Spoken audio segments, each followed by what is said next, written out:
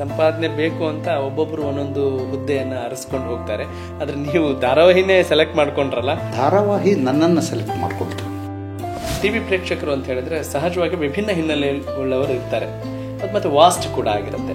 ಆದ್ರೆ ನೀವು ಒಂದು ಪ್ರಜ್ಞಾವಂತಿಕೆಯ ಮೂಲಕ ನಿಮ್ಮ ಎಲ್ಲ ಧಾರಾವಾಹಿಗಳನ್ನ ಜನಪ್ರಿಯಗೊಳಿಸಿದ್ದೀರಿ. ಅದು ತುಂಬಾ ಕಠಿಣ ಅಂತ ಅನ್ಸಿರ್ಲಿಲ್ವ? ಹೇಗೆ ಸೆಲೆಕ್ಟ್ ಮಾಡ್ಕೊಂಡ್ರಿ? ಮೊದಲು ನನ್ನ ಹತ್ರ ಬರ್ತಾ ಇದ್ದು, ನಾನು ದಾರಿಲಿ ಕಾಣಿಸೋ ನೀವು ಮಾಡ್ತೀರೇನ್ರಿ ಅಂತ ಕೇಳ್ತಾ ಇದ್ದೆ, ಆಕ್ಟಿಂಗ್ ಮಾಡ್ತೀರೇನ್ರಿ ಅಂತ ಕೇಳ್ತಾ ಇದ್ದೆ.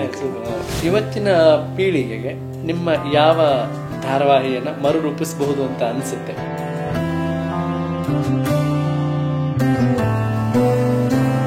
ಹಾಗೇನೆ ಮಕಾರಗಳ ವ್ಯಾಮೋಹ ಜಾಸ್ತಿ ಇದೆಯಾ ಸರ್? ನಿಮ್ಗೆ ಫಿಸಿಕ್ಸ್ ಗೊತ್ತಿರ್ಬೋದು, ಕೆಮಿಸ್ಟ್ರಿ ಗೊತ್ತಿರ್ಬೋದು, ಅವ್ರ ಭಾವನೆಗಳು ಗೊತ್ತಿರುತ್ತೆ. ಟಿ.ಎನ್. ಸೀತಾರಾಮ್ ಅವರು ಸ್ವಲ್ಪ ವಿಶಿಷ್ಟ, ವಿಭಿನ್ನ. ಇವರು ಬಹಳ ವಿಭಿನ್ನವಾಗಿದ್ದಾರಲ್ಲ ಅಂತ ಅನ್ಸಕ್ ಶುರು ಆಗುತ್ತೆ ನಮ್ಗೆ. ಎರಡು ದಾರಿ ಬರುತ್ತೆ ದಾರಿನಲ್ಲಿ ಬದುಕಲ್ಲಿ. ನೀವು ಕವಲ ದಾರಿ, ನೀವು ಈ ದಾರಿನಲ್ಲಿ ಹೋಗ್ಬೋದಿಲ್ಲ, ಈ ದಾರಿನಲ್ಲಿ ನೀವು ಈ ದಾರಿನಲ್ಲಿ ಹೋಗ್ಬಿಟ್ರೆ, ಈ ದಾರಿಯಲ್ಲಿ ಅಕಸ್ಮಾತ್ ಹೋಗಿದ್ರೆ ಏನೇನಾಗ್ತಾ ಇತ್ತು? ನಿಮ್ಮ ಧಾರಾವಾಹಿಗಳನ್ನ ನೋಡ್ತಾ ಇದ್ರೆ ಮನೋರಂಜನೆಯ ಜೊತೆಗೆ ಒಂದು ಮನೋವಿಕಾಸ, ಅದೊಂದು ನೀವು ಕೂಡ ಒಂದು ಹೊಸ ಟ್ರೆಂಡ್ ಶುರು ಮಾಡಿದ್ರಿ. ನಾನು ಸಿನಿಮಾ ಮತ್ತು ಅಮ್ಮ ಎರಡರ ಮಧ್ಯೆ ನಾನು ಯಾವ್ದು ಚೂಸ್ ಮಾಡ್ಕೊಂಡ್ರೆ ಅಮ್ಮ ಅಂತ ಚೂಸ್ ಮಾಡ್ಕೊಂಡೆ. ಅವತ್ತು ಯಾರಿಗೂ ಹರ್ಟ್ ಮಾಡಿಬಿಟ್ಟೆ ನಾನು. ಹರ್ಟ್ ಮಾಡಬಾರ್ದಾಗಿತ್ತಲ್ವಾ ಅಂತ ಅನ್ಸುತ್ತೆ. ಹರ್ಟ್ ಮಾಡಿದಾಗ ಅನ್ಸಿರಲ್ಲ. ಮಗಳು ಜಾನಕಿ ಧಾರಾವಾಹಿ ಯಾಕೆ ನಿಲ್ಸಿದ್ರು ಅಂತ ಬಹಳಷ್ಟು ಜನರಿಗೆ ಒಂದು ಕುತೂಹಲ ಇದೆ ಸರ್.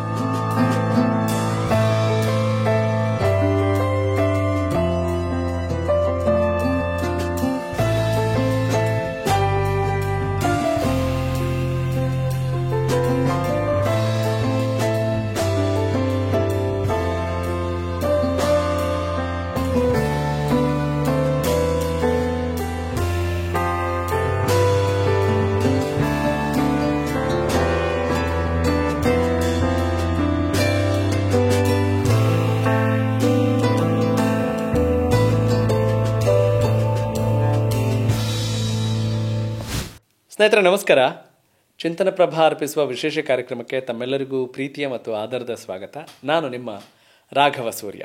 ಖ್ಯಾತ ನಿರ್ದೇಶಕರು, ನಟರು, ನಿರ್ಮಾಪಕರು, ಹಾಗೆಯೇ ಸಾಮಾಜಿಕ ಚಿಂತನೆಗಳನ್ನು ಮೈಗೂಡಿಸಿಕೊಂಡು ಒಂದು ಸುಂದರ ಸಮಾಜದ ನಿರ್ಮಾಣಕ್ಕೆ ತಮ್ಮದೇ ಆದಂಥ ರೀತಿಯಲ್ಲಿ ವಿಶಿಷ್ಟ ಸೇವೆಯನ್ನು ಸಲ್ಲಿಸಿದಂಥ ಟಿ.ಎನ್. ಸೀತಾರಾಮ್ ನಮ್ಮ ಜೊತೆಗಿದ್ದಾರೆ.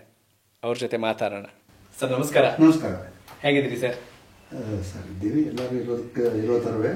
ಆ ಥರ 90% ಅಂತ ಹೇಳೋಕ್ಕಾಗಲ್ಲ, 60% 70% ಇರ್ತೀವಿ. ನಮಗೆ ಟಿ.ಎನ್. ಸೀತಾರಾಮ್ ಅಂತ ಹೇಳಿದ ತಕ್ಷಣ ಧಾರಾವಾಹಿ ಅನ್ನೋ 4 ಅಕ್ಷರಗಳು ಕಣ್ಮುಂದೆ ಬಂದು ಹೋಗುತ್ತೆ. ಆಮೇಲೆ ನಿಮ್ಮ ಧಾರಾವಾಹಿಗಳನ್ನು ನಾವು ನೋಡಿಕೊಂಡು ಆ ಬಾಲ್ಯದ ನೆನಪುಗಳು ನಮಗೆ ಒಂದು ರೀತಿ ಮೇಳೈಸಿರ್ತವೆ. ಅಷ್ಟು ಒಂದು ಒಳ್ಳೆಯ ಬಾಲ್ಯವನ್ನು ನಮಗೆ ಕೊಟ್ಟಿದ್ದೀರಿ ಆ ಮೂಲಕ. ಹಾಗಾಗಿ ನಿಮಗೆ ಎಲ್ಲ ವೀಕ್ಷಕರ ಪರವಾಗಿ ಆರಂಭದಲ್ಲಿ ಕೃತಜ್ಞತೆಗಳನ್ನು ಹೇಳ್ತೀನಿ. ಧನ್ಯವಾದಗಳು. ಹೇಗೆ ಸರ್, ಈ ಯಾವುದೇ ಧಾರಾವಾಹಿ ಮಾಡಬೇಕು ಅಂದರೆ ಒಂದು ಪರಿಕಲ್ಪನೆ ಇರುತ್ತೆ. ಈ ಮಾಯಾಮೃಗ, ಮುಕ್ತ ಈ ಎಲ್ಲ ಕಥಾಹಂದರಗಳನ್ನು ರಚಿಸುವಾಗ ನಿಮ್ಮ ಮುಖ್ಯ ಉದ್ದೇಶ ಏನಾಗಿತ್ತು ಅಂತ ಒಂದು ತಿಳಿದುಕೊಳ್ಳೋ ದೊಡ್ಡ ಕುತೂಹಲ ನಮಗೆ. 2 ಉದ್ದೇಶಗಳಿತ್ತು.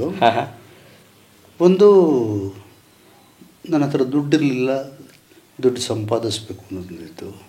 ನಿರುದ್ಯೋಗಿ ಆಗಿದ್ದೆ, ಉದ್ಯೋಗ ಮಾಡಬೇಕು ಅಂತ ಇತ್ತು. ಹಾಗೆ ಆಮೇಲೆ ಕಥೆಗಳು ಅನ್ನೋದು ನಿಮ್ಮ ಮನಸ್ಸಲ್ಲೂ ಇರುತ್ತೆ. ಕಥೆಗಳು ನನ್ನ ಮನಸ್ಸಲ್ಲೂ ಇರುತ್ತೆ. ಅದನ್ನೊಂದು ಸ್ಟ್ರೀಮ್ ಲೈನ್ಗೆ ತರ್ತೀವಿ ಅಷ್ಟೇ.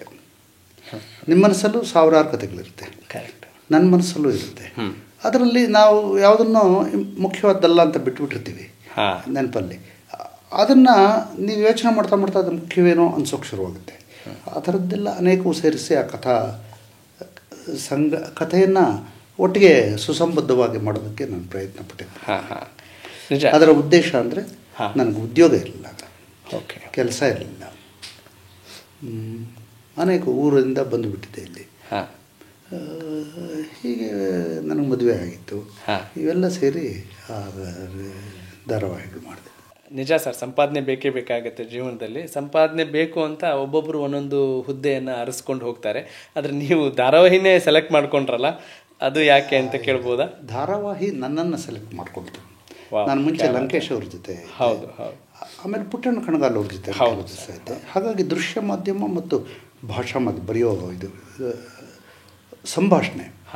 ಲಂಕೇಶ್ ಅವರ ಅನೇಕ ನಾಟಕಗಳಲ್ಲಿ ಅವರು ಹೊಸದಾಗಿ ಬರಿತಾ ಇದ್ದಿಲ್ಲ, ನಾನು ಮುಖ್ಯವಾದ ಪಾತ್ರ ವಹಿಸ್ತಾ ಇದ್ದೆ. ಅವರು ನನ್ನನ್ನು ನಮ್ಮ ಹಾಸ್ಟೆಲ್ ಒಂದು ಸರ್ತಿ ಬಂದು ಶೇಷಾದ್ರಿ ರೋಡಲ್ಲಿ ನಮ್ಮದು ಹಾಸ್ಟೆಲ್ ಇತ್ತು. ನಾನು ಕಾಲೇಜ್ ಓದ್ತಾ ಇರುವಾಗ ಬಿ ಆರ್ ಲಕ್ಷ್ಮಣರಾವ್ ನಮ್ಮ ಹಾಸ್ಟೆಲ್ ಮೆಟ್ಟು. ಒಂದು ದಿವಸ ಅವರು ಒಂದು ವಿಶೇಷ ಕಾರ್ಯಕ್ರಮಕ್ಕೆ ಅಲ್ಲಿ ಒಂದು ನಾಟಕ ಮಾಡಿದ್ವಿ. ಮುಖ್ಯ ಅತಿಥಿಯಾಗಿ ಲಂಕೇಶ್ ಅವ್ರನ್ನ ಬಿ ಆರ್ ಲಕ್ಷ್ಮಣರಾವ್ ಕರ್ಕೊಂಡ್ಬಂದರು. ಬಿ ಆರ್ ಲಕ್ಷ್ಮಣರಾವ್ ಲಂಕೇಶ್ ಅವ್ರಿಗೆ ಶಿಷ್ಯ. ಅವರ ಇದರಲ್ಲಿ ಇಂಗ್ಲೀಷ್ ಆನರ್ಸವನ್ನು ಮಾಡ್ತಾಯಿದ್ರು. ಆವಾಗ ಅವ್ರಿಗೆ ಶಿಷ್ಯ. ಹಾಗೆ ಕರ್ಕೊಂಬಂದಾಗ ಅವರ ನಾಟಕ ನೋಡಿ ಅವ್ನು ಚೆನ್ನಾಗಿ ಮಾಡ್ತಾನೆ ರೀ, ಅವ್ನು ನಮ್ಮ ಮನೆಗೆ ಕರ್ಕೊಂಬನ್ನಿ ಅಂತ ನನ್ನ ಇದು ಮಾಡಿ ನೀವು ನಾಳೆ ಮನೆಗೆ ಬನ್ನಿ ಅಂದರು. ಹೋದಾಗ ಅವರ ನಾಟಕಗಳನ್ನು ಆಮೇಲೆ ಏನು ಬರೆದ್ರು ಅದರಲ್ಲಿ ನನಗೆ ನೀವು ಈ ರೋಲ್ ಮಾಡಿ ಅಂತ ಹೇಳ್ತಾಯಿದ್ರು. ಆವಾಗ ಅವ್ರದ್ದೇ ಪ್ರತಿಭಾ ನಾಟಕ ಸಭಾ ಅಂತ ಒಂದು ಇದಿತ್ತು, ಪ್ರತಿಭಾ ನಾಟಕ ರಂಗ ಅಂತ. ಅದರಲ್ಲಿ ನಾಟಕಗಳು ಮಾಡಿಸೋರು. ಆ ನಾಟಕಗಳಲ್ಲಿ ನಾನು ಮುಖ್ಯ ಪಾತ್ರಗಳು ಮಾಡ್ತಾಯಿದ್ದೆ. ಅವರ ಗದ್ಯ ಸಂಭಾಷಣೆ ಹೇಗಿದೆ ಅಂದರೆ ಲಂಕೇಶ್ ಅವ್ರದ್ದು ಅಂಥ ಅದ್ಭುತವಾದ ಸಂಭಾಷಣೆಗಳು ಇದುವರೆಗೂ ನಾನು ನೋಡಿಲ್ಲ. ಟೆಲಿಗ್ರಾಮ್ ಥರ ನೀವು 3 ಪದಗಳು ಅಥವಾ 4 ಪದಗಳಿಗಿಂತ ಒಂದು ವಾಕ್ಯದಲ್ಲಿ ಜಾಸ್ತಿ ಇರ್ತಾ ಇರಲಿಲ್ಲ. ಅದೊಂದು ರೀತಿಯಲ್ಲಿ ನಿಮಗೆ ಸಂವಹನ ಮಾಡ್ತಾಯಿತ್ತು ಅಷ್ಟರಲ್ಲೇ. 2 ಪದ 3 ಪದದಲ್ಲೇ ಬರಲ್ಲ ಹೋಗು ಅಂತ ಬೈದೆ ಅಂತ ಈ ಥರ. ಅಂದರೆ ನೋಡಿ, ಬೇರೆಯವರಾಗಿದ್ದರೆ ಅವ್ರು ಬಂದರು ಕರೆದ್ರು, ನಾನು ಬರಲ್ಲ ಹೋಗು ಅಂತ ಹೇಳಿದೆ ಇಷ್ಟು ಬರೆಯೋರು, ಇವ್ರು ಬರಲ್ಲ ಅಂತ ಹೋಗು ಅಂತ ಬೈದವರು ಅಂತ ಈ ಥರ. ಅಂದರೆ ಒಂದು ಅದಕ್ಕೆ ಒಂದು ಇದು ಕೊಡೋದು ಬ್ರೆವಿಟಿ ಅಂತ.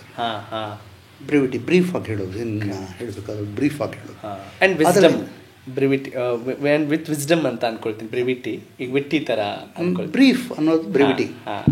ಬ್ರೀಫ್ ಅನ್ನೋದು ಯಾವಾಗಲೂ ಬ್ರೆವಿಟಿ. ಅದೇ ಬ್ರೀಫ್ನ ಇನ್ನೊಂದು ಫಾರಮ್ ಬ್ರೆವಿಟಿ. ವಿಟ್ಟಿ ಆಗಿರ್ತದೆ ಎರಡನೇದು. ಮೊದಲನೇದು ಬ್ರೀಫು, ಎರಡನೇದು ವಿಟ್ಟಿ ಆಗಿರ್ತಾ ಇತ್ತು, ಮೂರನೇದು ವಿವೇಕ ಇರ್ತಾಯಿತ್ತು, ವಿಸ್ಡಮ್ ಇರ್ತಾಯಿತ್ತು. ಆಮೇಲೆ 4ನೇದು ನಾನು ಆವಾಗ ಇನ್ನೂ ಅದ್ಯಾವುದೋ ವಯಸ್ಸಿನ ಹುಡುಗ, 19 ಆಗಿರಲಿಲ್ಲ ನನಗೆ. ಆ ವಯಸ್ಸು 17ರಿಂದ 19 ಮಧ್ಯದಲ್ಲಿ ಆಕ್ರೋಶ ಇರುತ್ತೆ ನೋಡಿ ಆ ವಿಷಯ. ಆ ಟೈಮಲ್ಲಿ ಆ ಆಕ್ರೋಶ ಅವರಲ್ಲಿ ಅಸಾತ್ವಿಕ ಆಕ್ರೋಶ ಯಾವಾಗಲೂ ಕಾಣೋದು. ಶಿವಮೊಗ್ಗ, ಹೊನ್ನಾಳಿ ಆ ಕಡೆಗಳು. ಹೊನ್ನಾಳಿ ಆ ಕಡೆಯಿಂದ ಬಂದ ಇವರು ಅಲ್ಲಿನ ಭಾಷೆ ಇಲ್ಲಿನ ಭಾಷೆ ಎರಡೂ ಸೇರಿ. ಆಮೇಲೆ ಅವರು ತುಂಬ ಸಾಹಿತ್ಯ ಓದಿದ್ರು. ಅದರ ಮೇಲೆ ಇಂಗ್ಲೀಷ್ ಅವರು ಇಂಗ್ಲೀಷ್ ಮಾಡಿ ಲೆಕ್ಚರರ್ ಆಗಿದ್ದರು. ಆಮೇಲೆ ಪ್ರೊಫೆಸರ್ ಆದರು ಸೆಂಟ್ರಲ್ ಕಾಲೇಜಲ್ಲಿ. ಹಾಗಾಗಿ ಶೇಕ್ಸ್ಪಿಯರ್ ಓದಿರ್ತಾರೆ, ಬರ್ನರ್ ಶಾ ಓದಿರ್ತಾರೆ, ಕಾಮು ಓದಿರ್ತಾರೆ, ಸಾರ್ಥರ್ ಓದಿದ್ರು, ಎಲ್ಲ ಓದಿದ್ರು. ಅದೆಲ್ಲದರ ಪ್ರಭಾವ ಅವರ ಭಾಷೆಯ ಮೇಲೆ ಇರ್ತಾಯಿತ್ತು. ನೀವು ಏನನ್ನು ಹೇಳ್ತೀರೋ ನಿಮ್ಮ ಬದುಕಿನ ವಿಚಾರಗಳನ್ನು ಹೇಳ್ತೀರಿ, ನೀವೇನನ್ನು ಕಲ್ತಿರ್ತೀರಿ ಅದನ್ನು ಹೇಳ್ತೀರಿ, ಅದೆಲ್ಲ ಅದರಲ್ಲಿ ಸೇರಿಕೊಳ್ತಾ ಇರುತ್ತೆ. ಅದರಲ್ಲಿ ಸೇರಿಕೊಳ್ತಾ ಇದ್ದಿದ್ದರಿಂದ ನನಗೆ ಇನ್ನೂ ಹೆಚ್ಚು ಪ್ರಿಯವಾಗಿ ಅನ್ನಿಸ್ತಾ ಇತ್ತು ಆ ಕಾಲದಲ್ಲಿ. ಹಾಗಾಗಿ ನಾನು ಅವರಿಂದ ತುಂಬ ಪ್ರಭಾವಕ್ಕೊಳಗಾಗಿದ್ದೆ ಬರೆಯುವಾಗ. ದೃಶ್ಯ ಮಾಧ್ಯಮಕ್ಕೆ ಬಂದಾಗ ಅವರು ನಾಟಕ ಮಾಡಿಸಿದ್ರು. ಆಮೇಲೆ ಅವರೊಂದು ಸಿನಿಮಾದಲ್ಲಿ ನಾನು ಮುಖ್ಯವಾದ ಪಾತ್ರ ಮಾಡಿದೆ, ಪಲ್ಲವಿ ಅಂತ. ಅದಕ್ಕೆ ಒಂದು ರಾಷ್ಟ್ರ ಪ್ರಶಸ್ತಿ ಬಂತು. ಕಥಾನಾಯಕ. ನಾನು ಕಥಾನಾಯಕ. ಅದಾದಮೇಲೆ ನಾನು ಒಂದು ಪುಟ್ಟಣ್ಣ ಕಣಗಾಲ್ ಅವ್ರ ಜೊತೆಯಲ್ಲಿ ಮಾನಸ್ ಸರೋವರ ಅನ್ನೋ ಚಿತ್ರಕ್ಕೆ ನಾನೇ ಕಥೆ ಸಂಭಾಷಣೆ ಮಾಡಿದೆ. ಹೀಗಾಗಿ ಅವರಿಬ್ಬರು ಬೇರೆ ಬೇರೆ ಥರದ ಚಿಂತನಕಾರ, ಬೇರೆ ಬೇರೆ ಥರ ಯೋಚನೆ ಮಾಡ್ತಾ ಇದ್ದರು. ಆದರೆ ಅವರ ಟ್ರೆಡಿಷನಲ್ ಹೆಚ್ಚು ಹೇಗೆ ನೀವು ಒಂದು ಕೌಟುಂಬಿಕ ಚೌಕಟ್ಟಿನಲ್ಲಿ ಅದನ್ನು ನೋಡ್ತೀರಿ ಅನ್ನೋದು ಪುಟ್ಟಣ್ಣ ಕಣಗಾಲ್ ಅವರಿಗೆ ಅದು ಹೆಚ್ಚು ಇದಾಗಿತ್ತು. ಹೇಗೆ ಒಂದು ಸಮಾಜದ ಜೊತೆ ವ್ಯವಹರಿಸ್ತೀರಿ ಅನ್ನೋದಕ್ಕೆ ಲಂಕೇಶ್ ಹೆಚ್ಚು ಇದಾಗಿದ್ದರು. ಹಾಗಾಗಿ ಅವೆರಡರ ಒಂದು ಇನ್ಫ್ಲುಯೆನ್ಸ್ ನನಗಿದೆ ಅಂತ ಅನಿಸುತ್ತೆ. ನನ್ನ ಎಲ್ಲ ಧಾರಾವಾಹಿಗಳಲ್ಲೂ ಆ ಪ್ರಭಾವ ಎರಡರದ್ದು ಕಾಣುತ್ತೆ. ನಾನು ಕ್ಯಾಮ್ರಾ ಉಪಯೋಗಿಸೋ ರೀತಿ ಅಂದರೆ ಇವತ್ತಿಗೆ ಅದು ಔಟ್ಡೇಟೆಡ್. ಆವಾಗ ಕಾಲದಲ್ಲಿ ಇನ್ನೂ ಕ್ಯಾಮ್ರಾಗಳು ಯಾವುದೂ ಬರ್ತಾ ಇರಲಿಲ್ಲ. ಇದ್ದಿದ್ದೇ ಒಂದು 2 ಕ್ಯಾಮ್ರಾಗಳು. ಈಗ ನಿಮಗೇನು ಇದರಲ್ಲೇ ಬೇಕಾದಷ್ಟು ಲೆನ್ಸ್ಗಳು ನಿಮ್ಮ ಮೊಬೈಲಲ್ಲೇ ತೆಗೆದು ನೋಡಿ. ಆಮೇಲೆ ಫೋಟೋ ಶಾಪಿಂಗ್ ಇರುತ್ತೆ, ಇನ್ನೊಂದಿರುತ್ತೆ, ನಿಮ್ಮ ಕೈಯಲ್ಲೇ ಸ್ವರ್ಗ ಸೃಷ್ಟಿಸ್ಬೋದು. ಆಗ ನಮ್ಮ ರಂಗನವರು ಬಂದರೆ ಒಂದು 30 ಲೈಟ್ಗಳು ಈ ಕಡೆಯಿಂದ ಆ ಕಡೆಯಿಂದ ಹಾಕಿ ಒಂದು ಕ್ಲೋಸಪ್ಗಳು ತೊಗೊಳ್ಳೋದಕ್ಕೆ ಇದು ಮಾಡ್ತಾಯಿದ್ರು. ಅಡ್ವಾನ್ಸ್ ಆಗದೇ ಇದ್ದಂತಹ ಸ್ಟೇಜು. ಆವಾಗ ಆ ಟೈಮ್ನಲ್ಲಿ ಯಾವ ಥರ ನೀವು ಫ್ರೇಮ್ ಇಡಬೇಕು, ಆ ಟೈಮ್ನಲ್ಲಿ ಯಾವ ಥರದ್ದು ಆಡಬೇಕು. ಆ ಕಾಲದಲ್ಲಿ ಸತ್ಯಜಿತ್ರೆಯಿಂದ ತುಂಬ ಜನ ಇನ್ಫ್ಲುಯೆನ್ಸ್ ಹೌದು. ಅದೇ ಥರ ಅವ್ರ ಫ್ರೇಮಿಂಗು ಅದು ಭಾರತೀಯ ಬದುಕು ಸತ್ಯಜಿತ್ರೆ ಹೇಳ್ತಾ ಇದ್ದಿದ್ದು. ಹೌದು, ಒಂದು ಭಾರತೀಯ ಬದುಕಿಗೆ ಯಾವುದೋ ಒಂದು middle class, lower middle class ಈ ಥರದ ಕುಟುಂಬಗಳ ಕಥೆಗಳನ್ನು ಅವರು ಹೇಳ್ತಾಯಿದ್ರು. ಹಾಗಾಗಿ ಅದಕ್ಕೇನು ಲೈಟಿಂಗ್ ಬೇಕು, ಅದು ಯಾವ ಫ್ರೇಮಲ್ಲಿ ಅದನ್ನು ಹೇಳ್ತಾರೆ, ಪ್ರತಿದ್ವಂದ್ವಿ ಅಂತ ಅವರೊಂದು ಮಾಡಿದ್ರು ಸತ್ಯಜಿತ್ರೆ. ನನಗೆ ಇವತ್ತಿನವರೆಗೂ ನಾನು ಮರೆಯೋಕ್ಕಾಗಲ್ಲ ಪ್ರತಿದ್ವಂದ್ವಿ ಅನ್ನೋ ಸಿನಿಮಾ.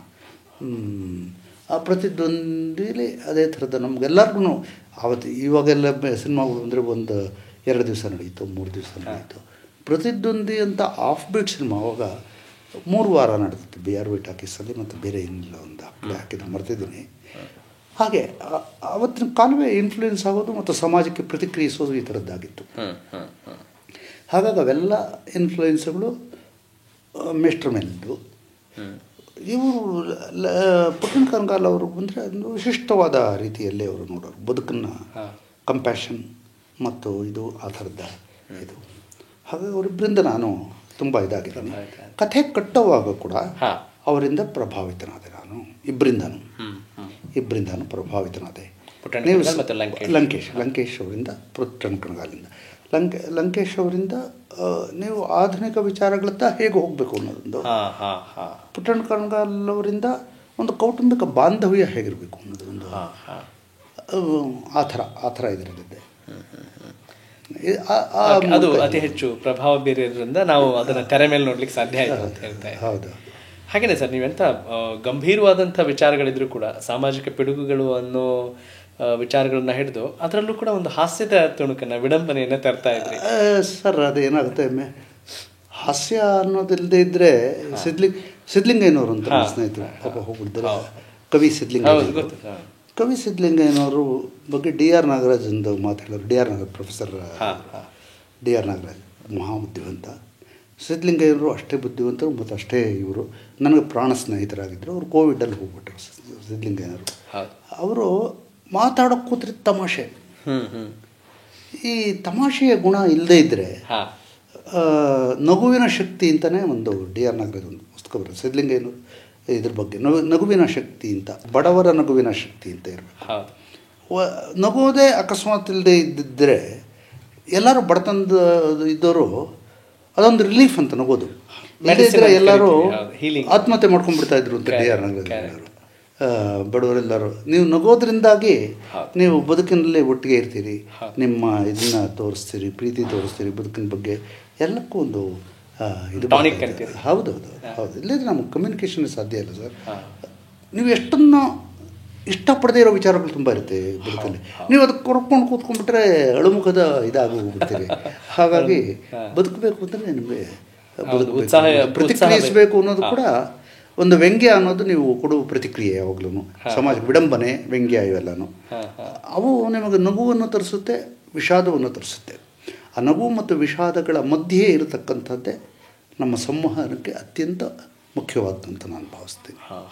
ಎಂಥ ಮಾತು ಸರ್, ಅದೆಷ್ಟು ಆಳವಾದ ಕಲ್ಪನೆ, ಭಾಳ ಸುಲಭವಾಗಿ ಹೇಳಿದ್ರಿ ಸರ್. ಹಾಗೆಲ್ಲ ನಿಮ್ಮ ಧಾರಾವಾಹಿಗಳಲ್ಲಿ ಕಾನೂನು ಚೌಕಟ್ಟು ಅನ್ನೋದು ನಮಗೆಲ್ಲರಿಗೂ ಒಂದು ಚಿತ್ರಣ ಬಂದು ಹೋಗುತ್ತೆ. ಈ ಕಾನೂನಿನ ವಿಚಾರ ಬಂದಾಗ ಹೇಗೆ ಕಾನೂನನ್ನು ಜಾಸ್ತಿ ನೀವು ಅಲ್ಲಿ ಪ್ರಸ್ತಾಪಿಸ್ತಾ ಇದ್ರಿ, ಕೋರ್ಟ್ ವಿಚಾರಗಳನ್ನು, ಅದಕ್ಕೆ ಮುಖ್ಯವಾದ ಪ್ರೇರಣೆ ಏನು ಸರ್? ಏನು ಪ್ರೇರಣೆ ಅಂದರೆ,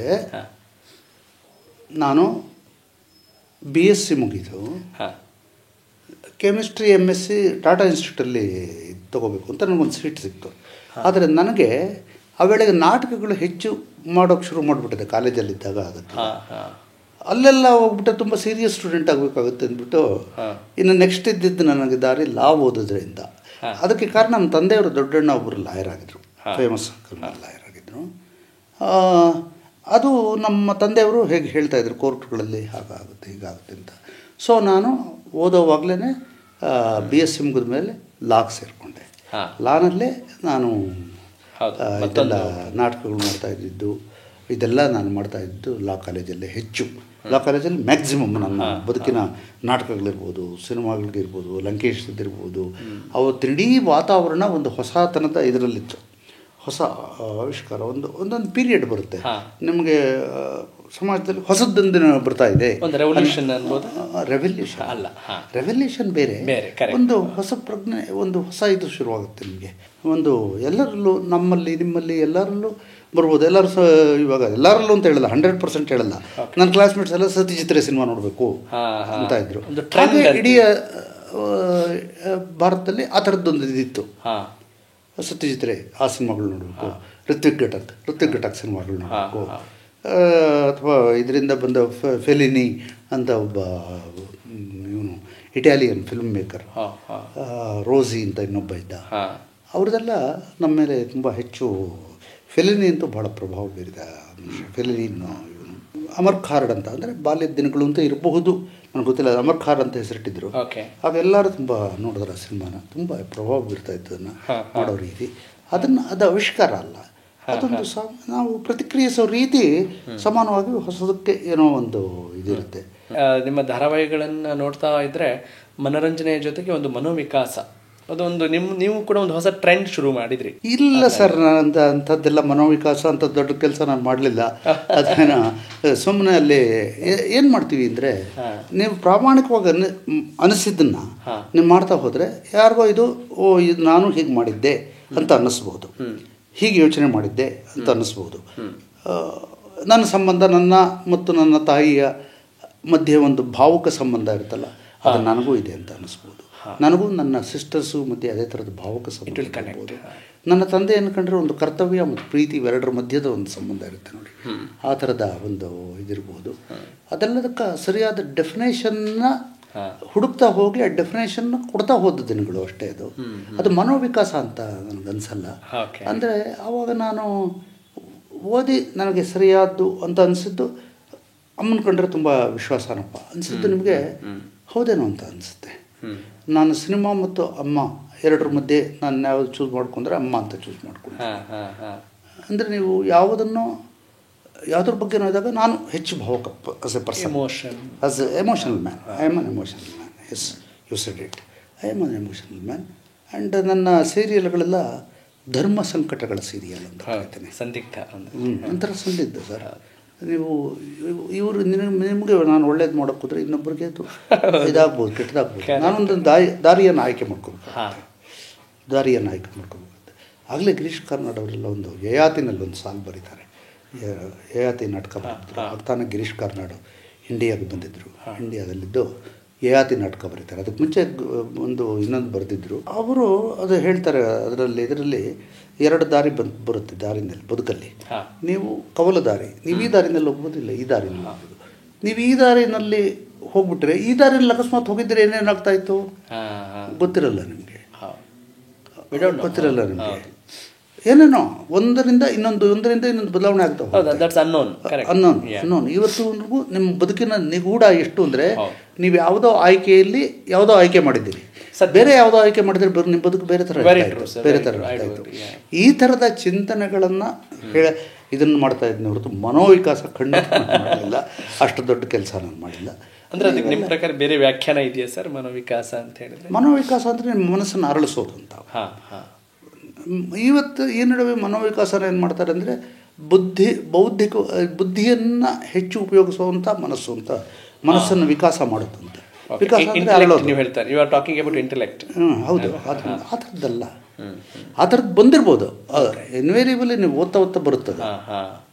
ನಾನು ಪ್ರಯತ್ನಪೂರ್ವಕವಾಗಿ ಮಾಡಿದ್ದಲ್ಲ ಅದು ಅಂತ. ಆದರೆ ನಿಮ್ಗೊಂದು ಇಂಟೆನ್ಷನ್ ಇರ್ತಿತ್ತಲ್ಲ ಸರ್ ಇದನ್ನು ಮಾಡುವಾಗ? ಇಲ್ಲ, ನಿಮ್ಗೆ ಏನು ಅನ್ಸುತ್ತೋ ಅದನ್ನು ಸತ್ಯವಾಗಿ ಹೇಳಬೇಕು ಅಂತ. ನೀವು ಪ್ರಾಮಾಣಿಕವಾಗಿ ಹೇಳ್ತಾ ಅನೇಕದ್ದು ಇದಾಗುತ್ತೆ, ನಿಮಗೆ ಕಾಣುತ್ತೆ. ಆ ಥರ ನೀವು ಹೇಳ್ತಾ ಅವತ್ತು ಯಾರಿಗೋ ಹರ್ಟ್ ಮಾಡಿಬಿಟ್ಟೆ ನಾನು. ಹರ್ಟ್ ಮಾಡಬಾರ್ದಾಗಿತ್ತಲ್ವಾ ಅಂತ ಅನಿಸುತ್ತೆ. ಹರ್ಟ್ ಮಾಡಿದಾಗ ಅನಿಸಿರಲ್ಲ, ಹರ್ಟ್ ಮಾಡುವಾಗ ಹರ್ಟ್ ಮಾಡಿಬಿಟ್ಟಿರ್ತೀವಿ.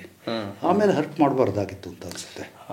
ಅಲ್ಲೆರಡು ಒಂದು ಪ್ರಾಮಾಣಿಕವಾಗಿ ನಿಮ್ಗೆ ಅನಿಸೋದು ಹರ್ಟ್ ಮಾಡಬಾರ್ದಾಗಿತ್ತು ಅಂತ ಒಂದು ಪ್ರಜ್ಞೆ ಇರುತ್ತೆ ನನಗೆ. ಗಿಲ್ಟ್, ಆ ಗಿಲ್ಟ್ ಮುಖ್ಯವಾಗುತ್ತೆ. ನನ್ನ ಸೀರಿಯಲ್ಗಳಲ್ಲಿ ಹೆಚ್ಚಿನದರಲ್ಲಿ ಆ ಥರದ ಗಿಲ್ಟ್ಗಳಿದೆ ಸರ್. ಈಗ ಅಂದರೆ ಇವೆಲ್ಲವೂ ಕೂಡ ನೈಜ ಘಟನಾವಳಿಗಳ ಮೇಲೆ ಸರ್ ಹಾಗೆ ಹೇಳಲ್ಲ. ನೈಜ ಘಟನಾವಳಿಗಳು ಅಂತ, ನೈಜ ಘಟನಾವಳಿಗಳು ಅನ್ನೋದು ಎಲ್ಲರ ಬದುಕು ಒಂದು ನಿಜ ಅಂತ ನಾನು ಹೇಳೋದು. ನಾನು ನಿಮ್ಮ ಬದುಕಿನಲ್ಲಿ ಆಗಿರೋದನ್ನ ನೀವು ಯಾವುದನ್ನ ಭೂತಗಾಜಿಟ್ಕೊಂಡು ಮ್ಯಾಗ್ನಿಫೈಯಿಂಗ್ ಗ್ಲಾಸ್ ಯಾವುದ್ರ ಮೇಲೆ ಇಡ್ತೀರಿ ಅನ್ನೋದ್ರ ಮೇಲೆ ಮಾತ್ರ ಹೋಗುತ್ತೆ. ನಾನು ಮದುವೆ ಹೀಗಾದ್ನಪ್ಪ, ಅಥವಾ ಈ ಥರದ ಇಟ್ಕೊಂಡಿದ್ದೆ ಆವತ್ತು ಹೀಗಾಯಿತು. ನಿಮ್ಮ ನೆನಪಲ್ಲಿ ಅನೇಕ ಇರುತ್ತೆ. ಯಾವುದನ್ನು ನೀವು ಅಂಡರ್ಲೈನ್ ಮಾಡ್ತೀರಿ ಅನ್ನೋದು ನಿಮಗೆ ಬಿಟ್ಟಿದ್ದು. ಪ್ರತಿಯೊಬ್ಬನಿಗೂ ಅವನವನ ಆಯ್ಕೆ ಅದು. ಪ್ರತಿಯೊಬ್ಬನಿಗೂ ಅವನವನ ಆಯ್ಕೆ, ನೀವೇನು ಇದು ಮಾಡ್ತೀರಿ ಅನ್ನೋದು. ಹಾಗೆ ನೈಜ ಘಟನಾವಳಿಗಳಿರುತ್ತೆ ನಿಮ್ಮ ಬದುಕಲ್ಲಿ. ಅದರಲ್ಲಿ ನೀವೇನನ್ನ ನೋಡಿ ಅದನ್ನು ಅಂಡರ್ಲೈನ್ ಮಾಡೋದಕ್ಕೆ ಇಷ್ಟಪಡ್ತೀರಿ ಅನ್ನೋದು. ಹೌದು. ಅದು ನೈಜ ಘಟನಾವಳಿಗಳು ಅಂದರೆ, ನಾನೊಬ್ಬ ಮೇಷ್ಟ್ರನ್ನ ನೋಡಿದಿರ್ಬೋದು, ಮೇಷ್ಟ್ರ ಬಗ್ಗೆ ನಾನು ಹೆದರ್ಕೊಂಡು ಇದು ಒಂಥರ ಗೌರವದಿಂದ ಇರ್ಬೋದು. ಇನ್ಯಾರನ್ನೂ ಅತ್ಯಂತ ದೊಡ್ಡ ಇದು ಮಾಡೋರನ್ನ ಅಧಿಕಾರವನ್ನು ಚಲಾಯಿಸೋರನ್ನ ಕಂಡು ಭಯಪಟ್ಟಿದ್ದಿರ್ಬೋದು. ಅವೆಲ್ಲ ನೈಜ ಘಟನಾವಳಿಗಳು ಅಂದರೆ ಆವತ್ತಿನ ಫೀಲಿಂಗು ಮತ್ತು ಆವತ್ತಿನ ಸಿಚುಯೇಷನ್ ಅಷ್ಟೇ. ಕಥೆಗಳು ನೈಜವಾಗಿ ಸ್ವಲ್ಪ ಸ್ವಲ್ಪ ನಿಮ್ಮ ಹಳೆ ಬದುಕನ್ನು ರಿಫ್ಲೆಕ್ಟ್ ಮಾಡ್ತವೆ. ನೈಜ ಘಟನಾವಳಿಗಳು ಅಂತ ನಾನು ಹೇಳಲ್ಲ, ರಿಫ್ಲೆಕ್ಟ್ ಮಾಡ್ತವೆ, ಹಳೆ ರಿಫ್ಲೆಕ್ಟ್ ಮಾಡ್ತವೆ. ಅಂದ್ರೆ ಇದಕ್ಕೆ ಹಿಂಗೆ ಇದೇ ಘಟನೆ ಅಂತ ಹೇಳೋಕೆ ಆಗಲ್ಲ. ಇಲ್ಲ ಸರ್, ಇಲ್ಲ ಸರ್. ಓಕೆ ಸರ್, ಈಗ ಟಿ ವಿ ಪ್ರೇಕ್ಷಕರು ಅಂತ ಹೇಳಿದ್ರೆ ಸಹಜವಾಗಿ ವಿಭಿನ್ನ ಹಿನ್ನೆಲೆ ಉಳ್ಳವರು ಇರ್ತಾರೆ, ಅದು ಮತ್ತು ವಾಸ್ಟ್ ಕೂಡ ಆಗಿರುತ್ತೆ. ಆದರೆ ನೀವು ಒಂದು ಪ್ರಜ್ಞಾವಂತಿಕೆಯ ಮೂಲಕ ನಿಮ್ಮ ಎಲ್ಲ ಧಾರಾವಾಹಿಗಳನ್ನು ಜನಪ್ರಿಯಗೊಳಿಸಿದ್ದೀರಿ. ಅದು ತುಂಬ ಕಠಿಣ ಅಂತ ಅನ್ಸಿರ್ಲಿಲ್ವ? ಹೇಗೆ ಸೆಲೆಕ್ಟ್ ಮಾಡ್ಕೊಂಡ್ರಿ ಸರ್? ಅದು ಪ್ರಜ್ಞಾವಂತಿಕೆ ಅಲ್ಲವೇ ಅಲ್ಲ. ನೀವು ನಮ್ಮ ರಂಗಮ್ಮಯ್ಯನವರು ಮತ್ತು ರಾಘವ ಸೂರ್ಯ, ನನ್ನ ಅಸೋಸಿಯೇಟ್ ಪ್ರದೀಪ್ ಅಲ್ಲಿದ್ದಾನೆ, ಇವರು ಯಾರು ತಮಗೆ ಅನ್ನಿಸಿದ್ದನ್ನ ನೇರವಾಗಿ ಹೇಳೋಕೆ ಹೋಗ್ತಾರೆ, ಅದು ಪ್ರಜ್ಞಾವಂತಿಕೆ. ಪ್ರಜ್ಞಾವಂತಿಕೆ ಅಂದರೆ ನೀವು ಇಂಟೆಲೆಕ್ಟ್ ಅಂತ ಹೇಳ್ತಾ ಇದ್ದಾರೆ. ನನಗೆ ಇಂಟೆಲೆಕ್ಟ್ ಏನು ಅದರಲ್ಲಿ ಇದಿಲ್ಲ. ನಿಮ್ಮ ಅನ್ನಿಸಿಕೆ ಯಾವುದ್ರ ಬಗ್ಗೆ ನಿಮ್ಮ ರಿಯಾಕ್ಷನ್ ಒಂದಿರುತ್ತೆ, ಸರಿಯಾದ್ದು ಹೌದು ಅಲ್ಲ ಅನ್ನೋದೊಂದು ಇದಿರುತ್ತೆ. ಯಾರಿಗೋ ನೀವು ಕೆನ್ನೆಗೆ ಬರೆಸ್ಬಿಟ್ಟು ನನಗೇನೂ ಆಗಿಲ್ಲ ಅನ್ನೋ ಥರ ಹೋಗೋದು ನಾನು ಸರಿಯಲ್ಲ.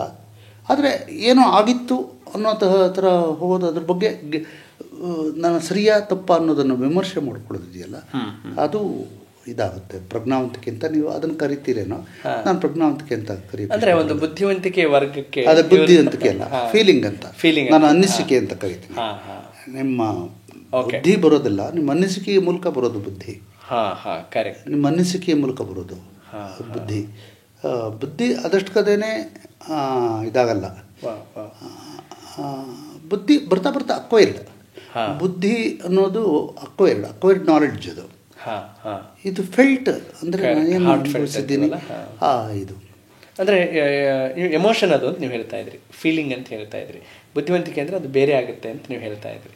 ಬುದ್ಧಿವಂತಿಕೆ ಅಂದರೆ ಬೇರೆ, ಸ್ವಲ್ಪ ಎಲ್ಲನೂ ಒಂದಕ್ಕೊಂದಕ್ಕೆ ಇದಾಗಿರುತ್ತೆ ಕಣ, ಬೇರೆ. ನನ್ನ ಪ್ರಕಾರ ಬೇರೆ. ಅದೇ ನಿಮ್ಮನ್ನು ಕೇಳಿದ್ರೆ ಅದು ಒಂದೇ, ಇನ್ನೊಬ್ಬರನ್ನು ಕೇಳಿದ್ರೆ ಒಂದೇ ಆಗ್ಬೋದು. ಪ್ರತಿಯೊಬ್ಬನಿಗೂ ವ್ಯಕ್ತಿ ವಿಶಿಷ್ಟ ಸಿದ್ಧಾಂತ ಅಂತ, ಪ್ರತಿಯೊಬ್ಬ ವ್ಯಕ್ತಿಗೂ ಅವನದೇ ಆದ ವಿಶಿಷ್ಟವಾದ ಸಿದ್ಧಾಂತ ಇದೆ.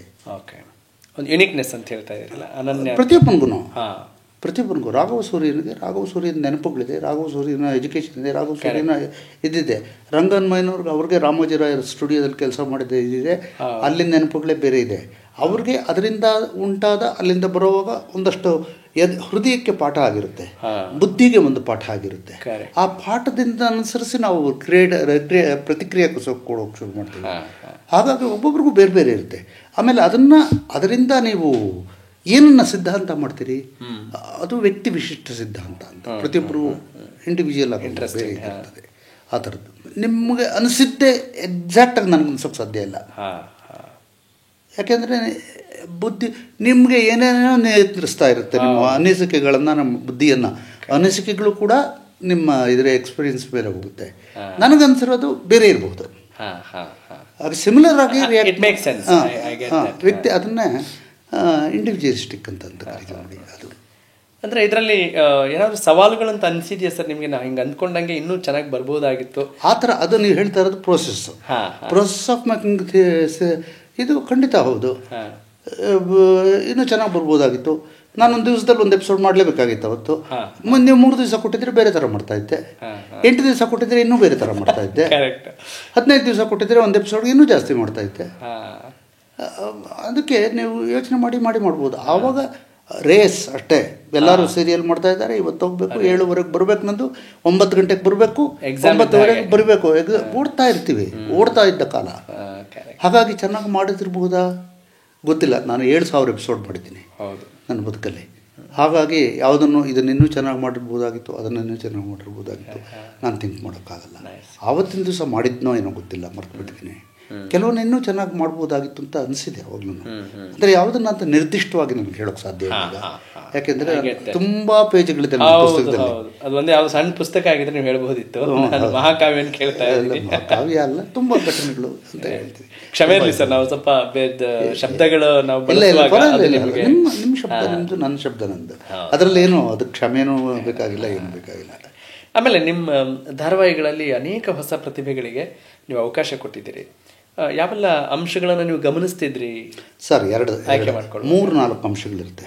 ನೀವು ಚಾನಲಲ್ಲಿ ಕೆಲಸ ಮಾಡೋರು, ನಾನು ಫಿಲ್ಮ್ ಸ್ಟಾರ್ಸ್ನ ತೊಗೊಂಡು ಬಂದು ಮಾಡೋಕ್ಕಾಗ್ತಾ ಇರಲಿಲ್ಲ. ಸೊ ಅಲ್ಲಿಗೆ ಚೌಕಟ್ಟು ಕಮ್ಮಿ ಆಗುತ್ತೆ, ನಿಮ್ಮ ಇದು ಆಯ್ಕೆಗಳು ಕಡಿಮೆ ಆಗುತ್ತೆ. ಅದರಲ್ಲಾದಾಗ ನಾನು ಕ್ಯಾರೆಕ್ಟರ್ಸ್ನೇನೋ ಸೃಷ್ಟಿ ಮಾಡ್ತಾ ಇರ್ತೀನಿ, ನನ್ನ ಮನಸ್ಸಲ್ಲಿದ್ದ ಕ್ಯಾರೆಕ್ಟರ್ಸು. ಇವಾಗ ನೀವು ಬರ್ತೀರಿ, ನೀವು ಹೌದು ಅನ್ನೋಕ್ಕೆ ಹೀಗೆ ಜಾಸ್ತಿ ಇದು ಮಾಡ್ತೀರಿ. ನೀವು ನೀವು ಸ್ವಲ್ಪ ಇದು ಮಾಡ್ತೀರಿ ಚೌಕಟ್ಟಲ್ಲಿಟ್ಟರೆ. ನನಗೆ ನನ್ನ ಕ್ಯಾರೆಕ್ಟರ್ ಒಂದು ಈ ಥರ ಇದ್ದಿದ್ರೆ ಏನಾಗುತ್ತೆ, ಈ ಥರ ಇದ್ದಾಗ ಪ್ರತಿಕ್ರಿಯೆ ಕೊಡುವ ಇನ್ನೊಂದು ಕ್ಯಾರೆಕ್ಟರ್ ಇರುತ್ತಲ್ಲ, ನೀವು ಕೋಪವನ್ನು ಹೀಗೆ ಮಾಡಿದ್ರಿ ಅಂತ ಇಟ್ಕೊಳ್ಳಿ, ಈಗ ಇದು ಮಾಡಿದೆ, ಆಗ ಇಡೀ ಘಟನಾವಳಿಗಳೇ ಬೇರೆ ಬೇರೆ ಆಗೋಗ್ಬಿಡುತ್ತೆ. ಹೌದು, ನಾನು ಆ ಥರದ ಒಂದು ಕ್ಯಾರೆಕ್ಟರ್ನ ಚಿಂತೆ ಯೋಚನೆ ಮಾಡಿಕೊಂಡ್ರೆ ಆ ಸಮೀಪವಾದ ಇದಕ್ಕೆ ಬರೋರು ಅವರಲ್ಲಿ ಒಂದು 10 ಜನ ನನ್ನ ಹತ್ರ ಬರ್ತಾರೆ. ಮೊದಲು ನನ್ನ ಹತ್ರ ಬರ್ತಾ ಇದ್ದು, ನಾನು ದಾರಿಯಲ್ಲಿ ಕಾಣಿಸೋರು ನೀವು ಮಾಡ್ತೀರೇನ್ರಿ ಅಂತ ಕೇಳ್ತಾ ಇದ್ದೆ, ಆ್ಯಕ್ಟಿಂಗ್ ಮಾಡ್ತೀರೇನ್ರಿ ಬನ್ನಿ ಅಂತ ಕೇಳ್ತಾ ಇದ್ದೆ ಅನೇಕರನ್ನ. ಹಾಗೆ ಅನೇಕರನ್ನ ನಾನು ಇದು ಮಾಡಿದ್ದೀನಿ. ಆಮೇಲೆ ನಮಗೆ ಇಂತಿಂಥವ್ರು ಆ್ಯಕ್ಟರ್ಸು ಇಲ್ಲಿಗೆ ಇದಕ್ಕೆ ಬರ್ತಾರೆ, ಎಂಥ ಆಡಿಷನ್ಗೆ ಬಂದವರಲ್ಲಿ ಇದಕ್ಕೆ ಪಾತ್ರಕ್ಕೆ ಹತ್ತಿರವಾಗಿರುವ ಭಾವ, ಮುಖಭಾವ ಫಸ್ಟ್, ಆಮೇಲೆ ಪ್ರೆಸೆಂಟೇಷನ್, ಅವರು ಇದನ್ನು ಪ್ರೆಸೆಂಟ್ ಮಾಡ್ಬೋದಾ ಈ ಸಂಗತಿ ಅನ್ನೋದು. ಆಮೇಲೆ ಪ್ರೆಸೆಂಟೇಷನ್ ಪಾಪ ಅವ್ರ ಮೂಲಕ ಮಾತ್ರ ಇರಲ್ಲ, ಸುತ್ತ ನಾವು ಹೇಗೆ ಚಿತ್ರಿಸಿರ್ತೀವಿ ಅನ್ನೋದ್ರ ಮೇಲೂ ಹೋಗುತ್ತೆ. ನಿಮ್ಮ ಬೆನ್ನಿಗೆ ಕ್ಯಾಮ್ರಾ ಇಟ್ಬಿಟ್ಟು ನಾನು ನಿಮ್ಮ ಇದನ್ನು ಕೊಡಿದ್ರೆ ಏನು ಅಷ್ಟೇ ನನಗೂ ಇರಬೇಕಾಗುತ್ತೆ. ಹಾಗಾಗಿ ಆಯ್ಕೆ ಇದು ಕಮ್ಮಿ ಆಗುತ್ತೆ ನಮಗೆ. ಹಾಗಾಗಿ ಅದರಲ್ಲಿ ನನಗೆ ಸಿಕ್ಕಿದವರಲ್ಲಿ ಯಾರನ್ನು ಬೇಕೋ ಅವ್ರನ್ನ ಆಯ್ಕೆ ಮಾಡ್ಕೊಂಡಿದ್ದೀನಿ. ಆ ಪಾತ್ರಕ್ಕೆ ಇವಾಗ ನೀವು ಹೀಗಿದ್ದೀರಿ, ಸರಿಯಾಗಿ ಅದು ಸ್ವಲ್ಪ ಬೇಕು ಅಂದರೆ ನನ್ನ ಪಾತ್ರವನ್ನು ಬದಲಾಯಿಸ್ತಾ ಇದ್ದೆ. ನನ್ನ ಪಾತ್ರದ ಸಂಭಾಷಣೆಗಳನ್ನು ನೀವು ಹೇಗೆ ಕ್ರಿಯೇಟ್ ಮಾಡ್ಬೋದು, ನಾನು ಹೋಗಿರಿ ಅಂದರೆ ಹೇಗೆ ಕ್ರಿಯೇಟ್ ಮಾಡ್ತೀರಿ, ಹೋಗಿ ಸಾರ್ ಅಂದರೆ ಹೇಗೆ ಕ್ರಿಯೇಟ್ ಮಾಡ್ತೀರಿ, ಹೇಗೆ ರಿಯಾಕ್ಟ್ ಮಾಡ್ತೀರಿ, ಇದೆಲ್ಲ ಅದನ್ನು ಯೋಚನೆ ಮಾಡಿಕೊಂಡು ಅದಕ್ಕೆ ಸರಿಯಾಗಿ ಅವರು ಯಾರನ್ನ ಆರಿಸಿರ್ತೀನೋ ಅವ್ರಿಗೆ ಸರಿಯಾಗಿ ಸ್ವಲ್ಪ ಬದಲಾವಣೆ ಮಾಡ್ಕೊಳ್ತಾ ಇದ್ದೆ ಲೈನ್ಗಳಲ್ಲಿ. ಒಂದು ಸಣ್ಣ ಸಿಚುವೇಶನ್, ಕಥೆಯನ್ನು ಬದಲಾವಣೆ ಮಾಡ್ಕೊಳ್ತಾ ಇರಲಿಲ್ಲ, ಆ ಪಾತ್ರ ಹೇಗೆ ಬಿಹೇವ್ ಮಾಡಬೇಕು ಅನ್ನೋದನ್ನು ನಾನು ಸ್ವಲ್ಪ ಬದಲಾವಣೆ ಮಾಡ್ಕೊಳ್ತಾ ಇದ್ದೆ. ನನ್ನ ಒಳಗೆ ಒಂದು ಪಾತ್ರ ಇದೆಯಲ್ಲ, ಅದಕ್ಕೂ ಎದುರುಗಿರೋ ಪಾತ್ರಕ್ಕೂ ಹತ್ತಿರ ತರಬೇಕು ಅಷ್ಟೇ, ಹತ್ತಿರ ತರೋ ಕೆಲಸ ಮಾಡ್ತಾ ಇದ್ದೆ.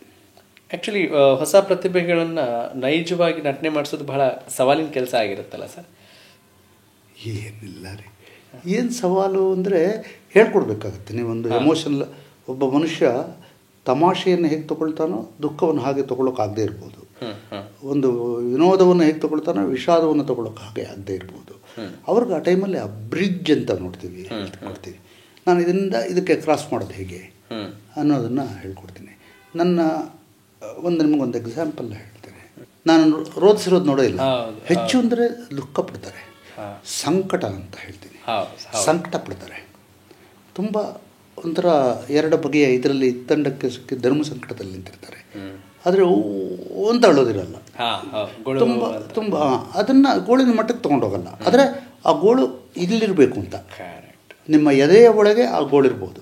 ನಿಮ್ಮನ್ನು 100 ಜನ ನೋಡ್ತಿರ್ತಾರೆ, ಒಬ್ಬೊಬ್ಬರು ದುಃಖ ವ್ಯಕ್ತಪಡಿಸೋದು ನಂತರ ಇರುತ್ತೆ.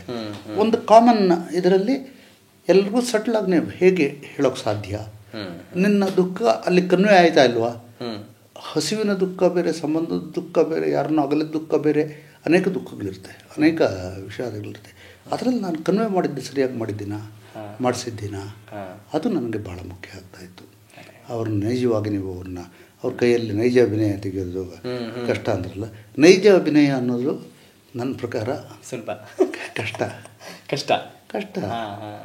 ಅಭಿನಯ ತುಂಬ ಸುಲಭ, ಅಂದರೆ ನೈಜ ಅಭಿನಯ ಯಾವುದು ಅನ್ನೋದು ತಿಳ್ಕೊಳ್ಳೋದು ಇದೆಯಲ್ಲ, ಅದು ಭಾಳ ಕಷ್ಟ. ಇವಾಗ ನೀವು ಸ್ವಲ್ಪ ಓವರ್ ರಿಯಾಕ್ಟ್ ಮಾಡ್ತೀರಿ, ನಾನು ಕಡಿಮೆ ರಿಯಾಕ್ಟ್ ಮಾಡ್ತೀನಿ, ಇನ್ನೊಬ್ಬರು ಸುಮ್ಮನೆ ನೋಡ್ತಾ ಇರ್ಬೋದು. ಯಾವ್ದು ನಿಜವಾದ ಅಭಿನಯ ಅಂತ ಹೇಳ್ತೀರಿ?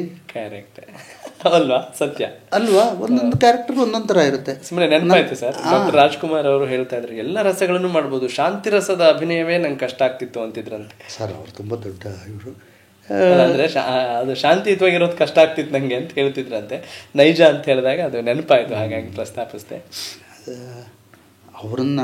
ಅವ್ರ ಮಟ್ಟಕ್ಕೆ ನಾವು ಹೋಗಿರೋಕ್ಕೆ ಇದಿಲ್ಲ, ಅದನ್ನು ಇದು ಮಾಡ್ಬೋದು. ಆದರೆ ನನ್ನ ಇದು ಹೀಗೆ ಯಾರ್ದು ಒಂದು ರಷ್ಯನ್ ಇವನು ಬ್ಯಾಟಲ್ ಶಿಪ್ ಪೊಟಮ್ಕಿನ್ ಅಲ್ಲ, ಇನ್ನೊಂದು ಇದ್ಯಾವುದೋ ಮಾಡುವಾಗ ನೀನು ಸುಮ್ಮನೆ ನಿಂತ್ಕೊಂಡು ನೋಡ್ತಾ ಇರು ಅಂತ ಹೇಳಿದಂತೆ ಅದನ್ನು. ಇಲ್ಲಿ ಒಂದು ದುಃಖದ ಸನ್ನಿವೇಶ ಒಂದು ಸರ್ತಿ ಕೊಡ್ತಾರೆ. ಒಂದು ಸುಮ್ಮನೆ ನೋಡ್ತಾ ಇರೋದು ಒಂದು ಅರ್ಧ ಗಂಟೆದು ಶಾರ್ಟ್ ತೊಗೊಂಡ್ಬಿಡ್ತಾರೆ. ಇಲ್ಲಿ ದುಃಖದ ಸನ್ನಿವೇಶಕ್ಕೂ ರಿಯಾಕ್ಷನ್ ಅದನ್ನೇ ಹಾಕ್ತಾರೆ. ಇನ್ನೊಂದು ಸಂತೋಷದ ಸನ್ನಿವೇಶಕ್ಕೂ ರಿಯಾಕ್ಷನ್ ಹಾಕ್ತಾರೆ. ಅವನು ಹೆಚ್ಚು ರಿಯಾಕ್ಟ್ ಮಾಡದೇ ಇರೋ ಒಬ್ಬ ವ್ಯಕ್ತಿ ಅಂತ ಅದಕ್ಕೆ ಸರಿ ಹೋಗುತ್ತೆ. ಎಷ್ಟು ಚೆನ್ನಾಗಿ ಆ್ಯಕ್ಟ್ ಮಾಡ್ತಾ ಇದ್ದಾನೆ ಇವನು ಅಂತ ಅನ್ಸುತ್ತೆ ಅಂತ ಇದ್ರಂತೆ. ಅಂದರೆ ಆ ಥರ ನಿಮಗೆ ನಿಮ್ಮ ಮನಸ್ಸನ್ನ ಇದು ಅರ್ಧ ನಿರ್ಧರಿಸ್ಬಿಡುತ್ತೆ. ಆ ಸಿಚುವೇಶನ್ ಏನಾಗಿರ್ತಾ ಇತ್ತೋ ಇದು ಇದರಲ್ಲಿ ಅವನು ಇನ್ವಾಲ್ವ್ ಆಗಿದ್ದಾನೆ ಅಂತ ಅನ್ಸೋಕ್ಕೆ ಶುರುವಾಗುತ್ತೆ ನಿಮಗೆ. ನೀವು ಸುಮ್ಮನೆ ನೋಡ್ತಾ ಇದ್ರು. ಕೆಲವರು ಅಳಲ್ಲ, ಹೆಚ್ಚು ನೋಡ್ತಾರೆ, ಒಳಗೆ ದುಃಖ ಇರುತ್ತೆ. ಕೆಲವರು ತುಂಬ ಅಳ್ತಾರೆ, ಒಳಗೆ ದುಃಖ ಇರುತ್ತೆ. ಕೆಲವರು ಎರಡರ ಮಧ್ಯೆ ಇರ್ತಾರೆ, ಒಳಗೆ ದುಃಖ ಇರುತ್ತೆ. ಒಳಗಿರೋದು ಸತ್ಯ. ನೀವು ಹೇಗೆ ಅಭಿನಯಿಸ್ತೀರಿ ಹಾಗಾಗಿ ನೈಜ ಅಭಿನಯ ಅನ್ನೋದು ನನಗೆ ಒಂಥರ ಒಬ್ಬೊಬ್ಬರಿಗೂ ಒಂದು ನೈಜ ಅಭಿನಯ. ಕರೆಕ್ಟ್. ಅಂದರೆ ಅದನ್ನೇ ಒಂದು ಅದಕ್ಕೆ ನಾನು ನನ್ನ ಮಗ್ಗದಲ್ಲಿ ಮಗ್ಗ ಅಂದರೆ ಲೂಮ್, ನಾನು ಸೀರೆಯನ್ನು ನೇಯ್ತೀನಿ ಅಂತ ಇಟ್ಕೊಳ್ಳಿ. ಆ ಸೀರೆಯನ್ನು ನೇಯುವಾಗ ನನಗೆ ಇದು ಹೆಚ್ಚಿಗೆ ಚೆನ್ನಾಗಿ ಕಾಣುತ್ತೆ, ಈ ಅಭಿನಯ ನನಗೆ ನನ್ನ ಇದಕ್ಕೆ ಉಳಿದ ನೇಯ್ಗೆ ಇರುತ್ತಲ್ಲ ಅದಕ್ಕೆ ಸೂಟ್ ಆಗುತ್ತೆ ಅಂತ ನೋಡ್ತಾ ಹೋಗ್ತೇನೆ. ನೈಜ ಅಭಿನಯ ಅಂದರೆ ಅವಾಗ ಎಲ್ಲಾರದನ್ನೂ ನೀವು ನೈಜ ಅಭಿನಯ ಅಂದರೆ ಅದರಲ್ಲಿ ಇದೇ ಇರಲ್ಲ. ನಾನು ಪ್ರಯತ್ನ ಮಾಡ್ತಾ ಇದ್ದ ಹಾಗೆ. ಅಂದರೆ ಪ್ರಮುಖ ಉದ್ದೇಶ ಅಂದರೆ ಹೊಸಬ್ರಲ್ಲೂ ಅಷ್ಟು ನೀಟಾಗಿ ಅಭಿನಯಿಸಿದ್ದಾರೆ ಅನ್ನೋದು ಭಾಸವಾಗ್ತಿತ್ತು, ಅದು ಗೊತ್ತಾಗ್ತಿತ್ತು. ಅದು ನಿರ್ದೇಶಕರ ಅಲ್ಲ, ನಿರ್ದೇಶಕರ ಅಂತ ಇಲ್ಲ, ಅವರಲ್ಲೂ ಪ್ರತಿಭೆ ಇರುತ್ತಲ್ಲ, ಅವರಲ್ಲೂ ಪ್ರತಿಭೆ ಎರಡೂ ಬೇಕಲ್ವಾ. ಆದರೂ ಸರ್ ಟಿ.ಎನ್. ಸೀತಾರಾಮ್ ಅವರು ಸ್ವಲ್ಪ ವಿಶಿಷ್ಟ, ವಿಭಿನ್ನ. ಯಾವುದೇ ಪಾತ್ರದ ವಿಶ್ಲೇಷಣೆ ಮಾಡಬೇಕಂದ್ರು ಅವ್ರು ಮಾತನಾಡ್ತಾ ರೀತಿನ ಗಮನಿಸ್ತಾ ಇದ್ದಾಗಲೇ ಇದು ಬೇರೆ ಎಲ್ಲರೂ ಒಂದೇ ಥರ ಮಾತ್ರ, ಇವರು ಬಹಳ ವಿಭಿನ್ನವಾಗಿದ್ದಾರಲ್ಲ ಅಂತ ಅನ್ಸೋಕ್ಕೆ ಶುರುವಾಗುತ್ತೆ ನಮಗೆ. ಅಂದರೆ ಒಳಗಿನ ಮಾತುಗಳು ನೀವು ಹಾಗೆ ಹೇಳೋದ್ರಿಂದ ಹಾಗನ್ಸುತ್ತೆ. ಒಳಗಿನ ನಿಮ್ಮ ಮಾತುಗಳನ್ನು ಕರೆಕ್ಟಾಗಿ ಹೇಳಿಬಿಟ್ರೆ ನಿಮ್ಮ ಅನುಭವ ನನ್ನ ಅನುಭವ ಒಂದೇ ಆದಾಗ ನಿಮ್ಗೆ ಹಾಗನ್ಸುತ್ತೆ. ನಾನು ಇಷ್ಟೆಲ್ಲ ಹೋದ್ರೆ ಯಾರ ಪ್ರಭಾವಕ್ಕೂ ಒಳಗಾಗಿದ್ದೀನಿ ಹೇಳಿದೆ. ನನ್ನ ಇಬ್ಬರು ಗುರುಗಳು, ಅವರಲ್ಲದೆ ಇನ್ನೂ ಬೇಕಾದಷ್ಟು ಗುರುಗಳಿದ್ರು. ತೇಜಸ್ವಿ ಅವ್ರನ್ನ ಓದ್ತಾ ಇದ್ದೆ, ತುಂಬ ಕುವೆಂಪು ಅವ್ರನ್ನ ಓದ್ತಾ ಇದ್ದೆ. ಆಗ ತುಂಬ ನಿಮಗೆ ಆತ್ಮೀಯ ಸ್ನೇಹಿತರಲ್ಲ ಪೂರ್ಣಚಂದ್ರ ತೇಜಸ್ವಿ, ಚೆನ್ನಾಗಿ ಗೊತ್ತಿದ್ರು. ಆಮೇಲೆ ನಿಮ್ಮನ್ನು ತುಂಬ ಹೊಗಳ್ತಾ ಇದ್ರು ಅವರ ನೀವು ಬಂದರೆ ಬಹಳ ಖುಷಿಯಾಗಿ ಬರ್ತಿದ್ರು ಅಂತ ಕೇಳಿ. ಹೊಗಳ್ತಾ ಇದ್ರು ಅನ್ನೋದಕ್ಕಿಂತ ಅವರು ಏನ್ರಿ ಅವರು ಹೊಗಳದ್ದು ಅವ್ರದ್ದೇ ಬೇರೆ ಥರ ಮೆಚ್ಚುಗೆಯಿಂದ ನೋಡ್ತಾ ಇದ್ರು. ನಾನು ಹೊಗಳದ್ದು ಅಂತ ಹೇಳಿಲ್ಲ, ಮೆಚ್ಚುಗೆ ಇತ್ತು ನನ್ನ ಬಗ್ಗೆ. ಸ್ವಲ್ಪ ಮೆಚ್ಚುಗೆ ಇತ್ತು, ಸ್ವಲ್ಪ ಕ್ರಿಟಿಸಿಸಮ್ಮು ಇತ್ತು. ಈ ತಮಾಷೆ ಮನುಷ್ಯ, ವಿನೋದ, ಅವರು ಒಂದು ಅದ್ಭುತ ವ್ಯಕ್ತಿತ್ವ, ಅದ್ಭುತ. ಇವತ್ತಿಗೂ ಅಂಥ ಕಥೆಗಳು ಅಂತ ಇದು ಬರೆದವರು ತುಂಬ ಕಡಿಮೆ ಇದ್ದಾರೆ. ಒಬ್ಬೊಬ್ರದ್ದು ಅದೊಂದು ಸರ್ ಲಂಕೇಶ್ ಕಥೆಗಳನ್ನು ನೋಡಿ ನಿಮಗೆ ನಿಮ್ಮ ಅವಮಾನ, ನಾಚಿಕೆ ಎಲ್ಲ ಒಟ್ಟಿಗೆ ಈಚೆ ಬರ್ತದೆ ಲಂಕೇಶ್ ಕಥೆಗಳು ಬರ್ತಾಯಿದ್ರೆ. ಇವ್ರದ್ದು ಬೇರೆ ಥರದ ಬದುಕಿನ ಇವತ್ತು ಮೂಡಿಗೆರೆಯಲ್ಲಿ ಏನಾಯಿತು, ಹೇಗಿದೆ, ಅದು ನಮ್ಮನ್ನು ಹೇಗೆ ಅಫೆಕ್ಟ್ ಮಾಡ್ತಾ ಇದೆ, ಇದೆಲ್ಲ ಅದನ್ನು ಇಂಪ್ಯಾಕ್ಟ್ ಮಾಡ್ತಾ ಇದೆ. ಅದೆಲ್ಲ ತಮಾಷೆಯಾಗಿ ಹೇಳೋರು ತೇಜಸ್ವಿ ಅವರು. ಅದು ದೊಡ್ಡ ಇನ್ನೊಂದು ಇದನ್ನು ವ್ಯವಸ್ಥೆಯನ್ನು ಕುರಿತು ಹೇಳೋದಿರ್ತಾ ಇತ್ತು, ಸಣ್ಣ ಇದ್ರ ಮೂಲಕ. Delightful writer. Fine sir. ಇವತ್ತಿನ ಪೀಳಿಗೆಗೆ, ಇವತ್ತಿನ ಪ್ರೇಕ್ಷಕರಿಗೆ ನಿಮ್ಮ ಯಾವ ಧಾರಾವಾಹಿಯನ್ನು ಮರುರೂಪಿಸಬಹುದು ಅಂತ ಅನಿಸುತ್ತೆ? ನಾನು ಇವತ್ತಿನ ಪ್ರೇಕ್ಷಕರಿಗೆ ಅಂತ ಹೇಳೋದು ಇಲ್ಲ. ಪ್ರೇಕ್ಷಕರು ಎಲ್ಲ ಕಾಲದಲ್ಲೂ ನಿಮಗೆ ಇದಾಗಿರ್ತಾರೆ. ನಾನು ಮಗಳು ಜಾನಕಿ ಮಾಡಿದಾಗ ಬೇರೆ ಥರದ್ದು ಮಾಡಿದೆ, ಇದುವರೆಗೂ ಮಾಡಿದ್ದಲ್ವೇ ಅಲ್ಲ, ಅದನ್ನು ಇಷ್ಟಪಟ್ಟರು. ಅಂದರೆ ಒಂದು ಇದಿದೆ ಸರ್ ಹೇಳೋಕ್ಕೆ, ನಿಮ್ಮ ಇದು ಪ್ರತಿಯೊಬ್ಬ ಪ್ರೇಕ್ಷಕನೂ ಇವತ್ತು ಟಿ ವಿ ಪ್ರೇಕ್ಷಕರು 5 ರಿಂದ 10 ವರ್ಷಕ್ಕೊಂದು ಸರ್ತಿ ಅವರ ನಿಲುವುಗಳು ಎಲ್ಲ ಬದಲಾವಣೆ ಆಗ್ತಾ ಇರುತ್ತೆ ಅಂತ. ಅವ್ರು ನೋಡೋ ರೀತಿ ಬದಲಾವಣೆ, ಪ್ರಪಂಚಕ್ಕೆ ಬೇರೆ ಇದಿರ್ತಾರೆ. ಸೊ ನಿಮ್ಮನ್ನು ನೀವು ಹೇಳುವಾಗ ಮರುರೂಪಿಸ್ಕೊಳ್ತಾ ಇರ್ತೀರಿ. ನನ್ನ ಮೊದಲೇ ಧಾರಾವಾಹಿ ಮಾಡಿದ ರೀತಿಯಲ್ಲಿ ನನ್ನ ಮುಕ್ತ ಇರಲಿಲ್ಲ, ಅದಿದ್ದ ಹಾಗೆ ನನ್ನ ಮಗಳ ಜಾನಕಿ ಇರಲಿಲ್ಲ. ವಿಭಿನ್ನತೆ ಅಲ್ಲಿ ಒಂದು ಸಂವಾದ ಪ್ರೇಕ್ಷಕರ ಜೊತೆಯಲ್ಲಿ ಮತ್ತು ನನಗೂ ಆಗ್ತಾ ಇರುತ್ತೆ. ಒಂದು ಸಂವಾದ ಹೇಳಲ್ಲ ಅಷ್ಟೇ. ಅಂದರೆ ಇವರು ಏನನ್ನು ನಿರೀಕ್ಷಿಸ್ತಾ ಇರ್ಬೋದು, ಅದರಲ್ಲಿ ನನಗೆ ಕಾಮನ್ ಆಗಿರೋದು ಯಾವುದಿದೆ ಅದನ್ನು ನಾನು ಹೈಲೈಟ್ ಮಾಡ್ತಾ ಹೋಗಬೇಕು ಅಂತ. ನೀವು ಬಂದರೆ ಬೇರೆ ಇರ್ಬೋದು, ರಂಗನ್ಮಯ್ಯನವ್ರು ಬಂದರೆ ಬೇರೆ ಇರ್ಬೋದು, ನಮ್ಮ ಪ್ರದೀಪ್ ಬಂದರೆ ಬೇರೆ ಇರ್ಬೋದು. ಆದರೆ ನಿಮ್ಮ ಇದೇನು ಅಂತ ನೋಡಿಕೊಂಡು ನಾನು ನನ್ನ ಒಂದು ಪ್ರೇಕ್ಷಕರನ್ನ ಒಟ್ಟು ಅಂತ ತಿಳ್ಕೊಂಡು ಅವರು ಒಂದು ಭಾವನಾತ್ಮಕವಾಗಿ ಒಂದು ಆವ್ರೇಜ್ ತೊಗೊಳ್ತೀನಿ ಅಂತ ಇಟ್ಕೊಂಡು. ಆವ್ರೇಜ್ ಅನ್ನೋದು ತುಂಬ ಕೆಟ್ಟ ಪದ ಆಗುತ್ತೆ. ಆವ್ರೇಜ್ ಅಲ್ಲ, ಅವರು ಎಲ್ಲದನ್ನು ಸೇರಿಸಿ ಒಂದು ಒಟ್ಟು ಕ್ರೋಢೀಕೃತ ಒಂದು ಇದನ್ನು ತಗೊಳ್ತೀನಿ ನಾನು. ಅದು ತಗೊಂಡು ಅವ್ರಿಗೆ ಇದಾಗುತ್ತಾ ಅಂತ ನೋಡ್ತೀನಿ. ಅದು ನೀವು ಬುದ್ಧಿಯಿಂದ ಮಾಡೋ ಕೆಲಸ, ನೀವು ಹೃದಯದಿಂದ ಮಾಡೋ ಕೆಲಸ. ನಿನ್ನ ಈ ಭಾವನೆ, ನನ್ನ ಅಪ್ಪ ಮಗಳ ಇದನ್ನು ಮಾಡಿದೆ. ಇವತ್ತಿನವರು ಲವ್ ಇದನ್ನು ಇದು ಇರುತ್ತೆ, ಎಲ್ಲನೂ ಇರುತ್ತೆ. ನಾನು ಅದನ್ನು ಜಾಸ್ತಿ ತೋರಿಸಲ್ಲ ನನ್ನ ಇದರಲ್ಲಿ. ಇದೆಲ್ಲ ನನ್ನ ಇದರಲ್ಲಿ ಸಂಬಂಧಗಳಿಗೆ ಹೆಚ್ಚು ಕೊಡ್ತೀನಿ. ಅದು it's visible, very much visible ಸಂಬಂಧಗಳಿಗೆ. ಆಮೇಲೆ ಮಧ್ಯಮ ವರ್ಗದ ಕುಟುಂಬಗಳು ಜಾಸ್ತಿ ಇರ್ತಿದ್ವು ಮತ್ತು ಮಹಿಳಾ ಪಾತ್ರಗಳು ಬಹಳ ಪ್ರಧಾನ ವಹಿಸ್ತಾ ಇದ್ವು. ಮಹಿಳೆಯರೇ ಅಲ್ವಾ, ಮಹಿಳೆ ಅಂದರೆ ಮಹಿಳೆಯರಲ್ಲೇ ನಿಮ್ಮ ಭಾವದ ಸೆಲೆ ಇರೋದು ಅಂತ. ಆಮೇಲೆ ಕಷ್ಟವನ್ನು ಪಡ್ತಾ ಇದ್ದವರು ಅವರೇ. ನಾನು ಹಿಂದೆ ನೋಡಿದ ಹಾಗೆ ನಿಮಗೆ ಮನಸ್ಸಿಗೆ ಒಂದು ಇದನ್ನು ಮಾತ್ಸಲ್ಯ, ವಿಶ್ವಾಸ, ಮಮತೆ ಇವೆಲ್ಲ ಜಾಸ್ತಿ ಇದು ಮಾಡ್ತಾ ಇದ್ದವರು ಅವರೇ. ಆಮೇಲೆ ನಿಮ್ಮ ಕಣ್ಣೀರು ನೀವು ನೋಡ್ತಾ ಇದ್ದು ಗಂಡಸರಿಗಿಂತ ಹೆಣ್ಣು ಮಕ್ಕಳ ಕಷ್ಟಗಳನ್ನು ನಾವು ನೋಡ್ತಾ ಇದ್ವಿ. ಅದೆಲ್ಲ ಸೇರಿ ಒಟ್ಟಾರೆಯಾದ ಇದು ಹೆಣ್ಣು ಮಕ್ಕಳ ಇದು. ಆಮೇಲೆ ಅವರು ನಿಂತ್ಕೋಬೇಕು, they should fight back the ಇದು. ಅವರು ದುಃಖ ಪಡಬಾರ್ದು, ಅದನ್ನು ಎದುರಿಸೋದು ಕಲಿಬೇಕು ಅಂತ. ಅಂದರೆ ಅವರು ಅಬಲೆ ಅಲ್ಲ ಅಂತ. ಹೌದು, ದುಃಖವನ್ನು ಅನುಭವಿಸೋದಕ್ಕಿಂತ ದುಃಖವನ್ನು ಎದುರಿಸೋದು ಕಲಿಬೇಕು ಅಂತ. ಆ ಸಂಕಟಗಳನ್ನು ತ್ರಿವೇಣಿಯವರು ಆ ಥರದ್ರಲ್ಲಿ ಭಾಳ ಇಷ್ಟಪಟ್ಟ ಲೇಖಕಿ. ಹೌದು, ಕಾದಂಬರಿಕಾರ್ತಿ. ಅವ್ರು ಬೆಳ್ಳಿ ಮೋಡ, ಪುಟ್ಟಣ್ಣವರದಕ್ಕೆ ಬೆಳ್ಳಿ ಮೋಡ, ಅವಳು ಎಲ್ಲ ಇದನ್ನು ನಿಂದು ಎದುರಿಸ್ತಾಳೆ. ಏನು ಮದುವೆನೇ ಬೇಡ ಅಂತ ಎದ್ದೊರಟೋಗ್ತಾಳೆ. ಅವ್ರನ್ನ ಇದು ಮಾಡಿದಾಗ ಒಂದು ರೀತಿಯಲ್ಲಿ ಅವಮಾನ ಸ್ಥಿತಿಗೆ ಬಂದಾಗ ಅದನ್ನು ಎದುರಿಸಿ ನಿಲ್ಲಬೇಕು ಅನ್ನೋಂಥ ಒಂದು ಇದಿದೆ. ಹಾಗಾಗಿ ಹೆಣ್ಣು ಮಕ್ಕಳ ಒಂದು ಪ್ರತಿರೋಧ ಇದೆಯಲ್ಲ, ಅದು ನನಗೆ ಬಹಳ ಮುಖ್ಯ. ಯಾವ ಕ್ಷಣದಲ್ಲಿ ನೀವು ಎದುರಿಸಿ ನಿಲ್ತೀರಿ. ನನ್ನ ಎಲ್ಲ ಸಿನಿಮಾಗಳು, ಎಲ್ಲ ಧಾರಾವಾಹಿಗಳಲ್ಲೂ ಹೆಂಗಸು ಆ ಕಷ್ಟಗಳನ್ನು ಮೆಟ್ಟಿ ನಿಂತು ಎದುರಿಸಿ ಮೇಲೆ ಬರೋದೇ ನನ್ನ ಇದರಲ್ಲಿ ಎಲ್ಲದರಲ್ಲೂ ಇರೋದು. ಎಲ್ಲ ಪಾತ್ರಗಳು, ಹೆಚ್ಚಿನ ಅಂಶದ ಪಾತ್ರಗಳು ಅದೇ ಥರ ಇರ್ತದೆ. ಹೇಗೆಂದ್ರೆ ನಾನು ಆ ಥರದ್ದು ನೋಡಿದ್ದೆ, ಆ ಥರದ್ದು ಅನುಭವಿಸಿದ್ದೆ. ಅದಕ್ಕೋಸ್ಕರ ಇರ್ಬೋದು. ಯಾರೋ ಗಂಡ ದಬ್ಬಾಳಿಕೆ ಮಾಡ್ತಾರೋ, ಗಂಡನ ದಬ್ಬಾಳಿಕೆನ ಎದುರಿಸೋ ಹೆಂಡತಿ ತಾಳು ಅಂತ ಅವ್ನ ಕೈ ನಿಂಗೊಂದು ಹಿಡ್ಕೊಂಡ ಅಂತ ಹೇಳ್ಕೊಳ್ಳಿ. ಅದೇ ನಿಮ್ಮ ಪ್ರತಿರೋಧ, ಅದು ನಿಮ್ಮ ಶಕ್ತಿನ ತೋರಿಸ್ತಾ. ಆದರೂ ಹೀಗೆ ಹೊಡೆ ಅಂತ ನಿಂತ್ಕೊಳ್ಳೋ ಕಾಲದಿಂದ ಹೀಗೆ ಎದುರಿಸಿ ಹೀಗೆ ನಿಂತ್ಕೊಳ್ಳೋ ಕಾಲದವರೆಗೂ ಬದಲಾವಣೆ ಆಗುತ್ತಿದೆ. ಇವತ್ತು ನೀವು ಮುಂಚೆ ಇದ್ದಂಗೆ ಇದಿಲ್ಲ. ಇವತ್ತು ಸಮಾನರು. ಆ ಸಮಾನತೆಯನ್ನು ಅವರು ಯಾವತ್ತು ಇದು ಮಾಡ್ತಾರೋ, ಪ್ರತಿರೋಧ ಅಂದರೆ ಸಮಾನತೆ, ತಮ್ಮ ಇದು ದೊಡ್ಡದು ಅನ್ನೋದನ್ನು ಇವರು ಅಕ್ಸೆಪ್ಟ್ ಮಾಡ್ಕೊಳ್ಳೋ ಥರ ಮಾಡೋದೇ ಟ್ರಾವೆಲ್ ಅಂತ. ರಾಜಕೀಯ ಪಾತ್ರಗಳು ಬರ್ತಿದ್ವು ನಿಮ್ಮ ಅದಕ್ಕೆ ತುಂಬ ಸುಲಭ. ಏನಿಲ್ಲ, ರಾಜಕೀಯ ಪಾತ್ರಗಳು ಅದಕ್ಕೆ ಅಂದರೆ ಎಮರ್ಜೆನ್ಸಿ ತುರ್ತು ಪರಿಸ್ಥಿತಿ ಇತ್ತು ಇಂಡಿಯಾದಲ್ಲಿ. ಆಗ ನಾನು ಆ ತುರ್ತು ಪರಿಸ್ಥಿತಿಯ ಇದರಲ್ಲಿ ಎಲ್ಲರೂ ನನಗೆ ಪರಿಚಯ ಆಗಿದ್ರಾಗ. ಆವಾಗ ಲಂಕೇಶ್ ಅವರು ಪಲ್ಲವಿ ಅಂತ ಸಿನಿಮಾ ಮಾಡಿದ್ರು. ಆ ಟೈಮಲ್ಲಿ ಇದಾಯಿತು. ಆವಾಗ ಒಂದು ಸಮಾಜವಾದಿ ಪಕ್ಷ ಅಂತ ಒಂದು ಇತ್ತು ಹಿಂದೆ. ಜಾರ್ಜ್ ಫರ್ನಾಂಡಿಸ್ ಇದ್ದರು, ಇವರಿದ್ದರು, ಆ ಥರದವರೆಲ್ಲ ಇದ್ದಾಗ ರಮೇಶ್ ವೆಂಕಟರಾಮ್ ಅಂತ ಇದ್ದರು. ನನಗೆ ರಾಜಕೀಯ ತುಂಬ ಜನದ ಪರಿಚಯ ಇರ್ತಾಯಿತ್ತು, ರಾಜಕೀಯದ ಇವ್ರದ್ದು. ಅವರೆಲ್ಲ ಸಹವಾಸದಲ್ಲ ಅಲ್ಲಿ ಹೋದಾಗ ಇದು ಮಾಡಿದಾಗ ಲಂಕೇಶ್ ಅವ್ರಿಗೂ ಅಷ್ಟು ಬೇಕಾದಷ್ಟು ಇದಿರ್ತಾಯಿತ್ತು. ಅವ್ರನ್ನೆಲ್ಲ ಹತ್ತಿರದಿಂದ ನೋಡಿದ್ದೆ. ಹಾಗಾಗಿ ನಿಮಗೆ ಅದು ತುಂಬ ಸುಲಭ ಆಗುತ್ತೆ ರಾಜಕೀಯದ ಪಾತ್ರಗಳನ್ನು ಮಾಡೋದು. ತುಂಬ ಸುಲಭ ಅಂತಲ್ಲ, ನೀವು ತುಂಬ ಕಾಂಪಿಟೆಂಟಾಗಿ ಮಾಡೋಕ್ಕೆ ಸಾಧ್ಯ ಇದೆ ಅಂತ. ಹಾಗಾಗಿ ಅವ್ರ ಪಾತ್ರಗಳು ಜಾಸ್ತಿ ಇರ್ತಾಯಿತ್ತು. ವ್ಯೂಹ, ಪ್ರತಿವ್ಯೂಹ ಇವೆಲ್ಲನೂ ನಾನು ನೋಡಿರೋನು ಅದರಲ್ಲಿ. ಕೆಟ್ಟವರು ಅಂತಲ್ಲ, ಒಂದು ವ್ಯೂಹ, ತಮ್ಮ ಸರ್ವೈವಲ್ಗೆ ಮಾಡಿಕೊಳ್ಳುವಂಥ ವ್ಯೂಹಗಳು ಇದೆಲ್ಲವನ್ನು ನಾನು ಇದು ಮಾಡಿದೆ. ಸ್ವಲ್ಪ ಮಸಾಲೆ ಹಾಕಿರ್ತಾ ಇದ್ದೆ ಅನಿಸುತ್ತೆ.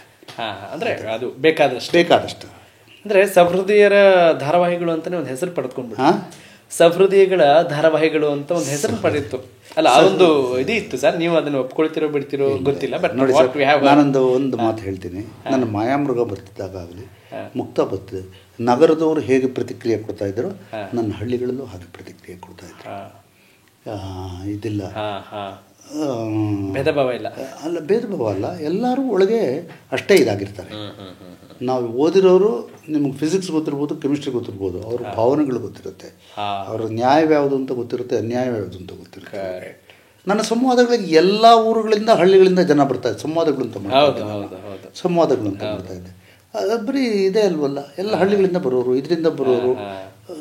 ಸಹೃದಯತೆ ಅನ್ನೋದನ್ನು ನೀವು ಚೆನ್ನಾಗಿ ಸರಿಯಾಗಿ ಪ್ರತಿಕ್ರಿಯಿಸ್ತೀನಿ ಅನ್ನೋದನ್ನ ಸಹೃದಯತೆ ಅಂತೀನಿ. ಆಮೇಲೆ ಅನುಕಂಪದಿಂದ ನೋಡೋದನ್ನು, ಯಾವುದೇ ಸಮಾಜದ ನೋವನ್ನು ನೀವು ಅರ್ಥ ಮಾಡಿಕೊಂಡ್ರೆ ಅದು ಸಹೃದಯತೆ ನನ್ನ ಪ್ರಕಾರ. ಇಲ್ಲ ಕರೆಕ್ಟ್, ಯಾಕಂದರೆ you are refining me through these words. ಅಲ್ಲ, ಎಸ್ ಸರ್. ಹಾಗೆಯೇ ನಿಮಗೆ ಒಂದು ಪರಿಕಲ್ಪನೆ ಖಂಡಿತವಾಗ್ಲೂ ಇದ್ದೇ ಇರುತ್ತೆ. ಪ್ರೇಕ್ಷಕರು ಏನನ್ನ ಆಸ್ವಾದಿಸ್ಬೇಕು, ಏನನ್ನು ತಿಳ್ಕೊಳ್ಬೇಕು ಅಂದ್ಕೊಂಡು ನೀವೇನಾದರೂ? ಇಲ್ಲ, ಖಂಡಿತ ಇಲ್ಲ. ನನಗೆ ಗೊತ್ತಿರೋದನ್ನ ನಾನು ಹೇಳ್ತೀನಿ. ನೀವು ಅವ್ರಿಂದ ತಿಳ್ಕೋಬೇಕು ಅಂತ ನಾನು ಇದು ಹೇಳ್ತೀನಿ ಅಂತ ನಾನು ಮೆಡಿಕಲ್ ಸ್ಟೋರ್ ಅಲ್ಲ, ಡಾಕ್ಟರ್ ಕೊಟ್ಟು ಪ್ರಿಸ್ಕ್ರಿಪ್ಷನ್ ಇವ್ರಿಗೆ ಬೇಕು ಅನ್ನೋ ಥರದ್ದು ಅದನ್ನು ಕೊಡೋದಲ್ಲ. ನನಗೆ ಗೊತ್ತಿರೋದನ್ನ ನಾನು ಹೇಳ್ತೀನಿ, ಅದರಲ್ಲಿ ನಮ್ಗೆ ಬೇಕಾದ್ದನ್ನು ನೀವು ತಗೊಳ್ಳಿ. Yes sir. ನಿಮಗೆ ಕಲೆಯಲ್ಲೂ ಅಷ್ಟೇ ಒಂದು ಪರಿಣಿತಿ ಇತ್ತು, ಕಾನೂನು ಜ್ಞಾನದಲ್ಲೂ ಇತ್ತು. ಅದಕ್ಕಿಂತ ಹೆಚ್ಚಾಗಿ ಬೇರೆಯವ್ರ ಸಲಹೆಗಳನ್ನೇನಾದರೂ ಪಡೆಯೋ ಸಂದರ್ಭಗಳು ಬರ್ತಿದೆ? ಬೇಕಾದಷ್ಟು ಸರ್. ಸಿ ಹನುಮಂತರಾಯ, ನಾನು ಲಾಯರು, ಸಿ ಹನುಮಂತರಾಯ. ಹೌದು, ನಾನು ಲಾ ಪ್ರಾಕ್ಟೀಸ್ ಮಾಡ್ತೀನಿ, ಹೇಳಿದೆ ಅನ್ಸುತ್ತೆ. ಹೌದು, ಮಾಡಿ ಬಿಟ್ಬಿಟ್ಟೆ ನಾನು. ಸಿ ಹನುಮಂತರಾಯ ಅವರು ನನ್ನ ಕ್ಲಾಸ್ಮೇಟ್, ದೊಡ್ಡಬಳ್ಳಾಪುರ ತಾಲೂಕು. ಅವರು ನಮ್ಮ ಹಳ್ಳಿಯ ಪಕ್ಕದ ಹಳ್ಳಿಯವರು. ಅವ್ರ ಹತ್ರ ನಾನು ಕಾನೂನು ಇದು ಪಡೆದಿದ್ದೆಲ್ಲ ಅವರಿಂದಾನೆ. ಇನ್ನೊಬ್ರು ಚಂದ್ರಮೌಳಿ ಅಂತ ಸ್ಟೇಟ್ ಪಬ್ಲಿಕ್ ಪ್ರಾಸಿಕ್ಯೂಟರ್ ಇದ್ದಾರೆ, ಚೆನ್ನಾಗಿದ್ದಾರೆ ಅವರು. ಮೊದಲು ಹನುಮಂತರಾಯ, ಚಂದ್ರಮೌಳಿ ಅವರು, ಈ ಥರ ಅವರಿಬ್ಬರ ಹತ್ರ ಪ್ರತಿ ನ್ಯಾಯಾಲಯ ದೃಶ್ಯ ಬಂದಾಗಲೂ ಇವತ್ತು ನಾನು ಅಪ್ಡೇಟ್ ಆಗಿಲ್ದಿರ್ಬೋದು, ಇವತ್ತು ಯಾವುದೋ ಕಾನೂನು ಬಂದಿರ್ಬೋದು, ನನಗೆ ಗೊತ್ತಿಲ್ಲದೆ ಇರ್ಬೋದು. ದಿವಸಕ್ಕೆ ಇಷ್ಟು ಕಾನೂನುಗಳು ಬದಲಾವಣೆ ಆಗ್ತಾರೆ, ಅವ್ರಿಗೆ ಗೊತ್ತಿರುತ್ತೆ ಇದು.